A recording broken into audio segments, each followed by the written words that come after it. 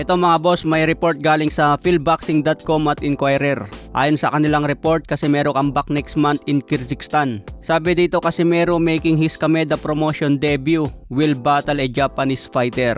Japanese pa lang makakalaban ni Cuadro Alas at binanggit dito October 25. Binanggit din na si Mexican Luis Nery will feature in the co-main event. Matatapos na next month ang suspension ni Casimero sa Japan Boxing Commission. Kasama din sa laban si Kenneth Lover.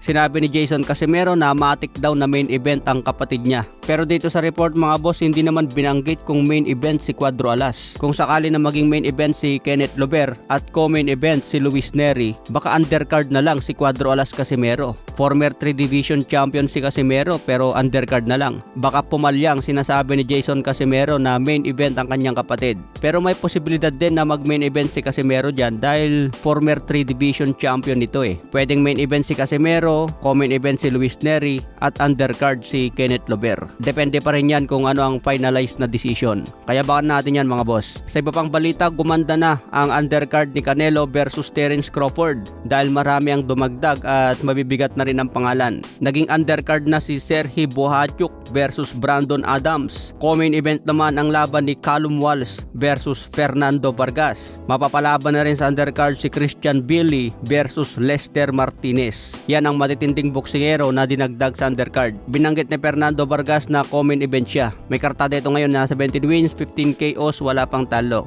Kalaban naman niya si Callum Walsh na may kartadang 14 wins, 11 KOs, wala din talo. Kaya labanan ito ng mga bagito mga boss. Si Christian Billy naman lalaban din sa super middleweight. May kartadang 29 wins, 24 KOs, wala din talo. Galing France ito at may edad na 30. Kalaban niya si Lester Martinez na may kartadang 19 wins, 16 KOs, wala din talo. Puro undefeated itong magbakbakan mga boss. Kaya pwedeng mag single bet kay Canelo versus Crawford at pwedeng mag multiple bet na lang sa undercard. Pero kung magaling kayo mag-predict mga boss, pwede nyong i-single bet lahat ito eh. Laban din ni Inoue versus Akhmadaliev sa September 14. Sa iba pang balita, Ryan Garcia pinaliwanag niya kung bakit mahirap din kalaban si Canelo. Nakikita ng mga fans na mabagal si Canelo pero mahirap daw i-predict ang suntok dahil madalas nagpe-feint ito at nagse-set up. Hindi raw basic ang mga banat ni Canelo Alvarez na madaling i-predict dahil ginagamitan ni Canelo ng maraming feint, maraming peke at setup. Kung mahulog ka sa setup ni Canelo, boom, talagang malakas ang banat. Tulad sa pag-setup noon ni Canelo kay American.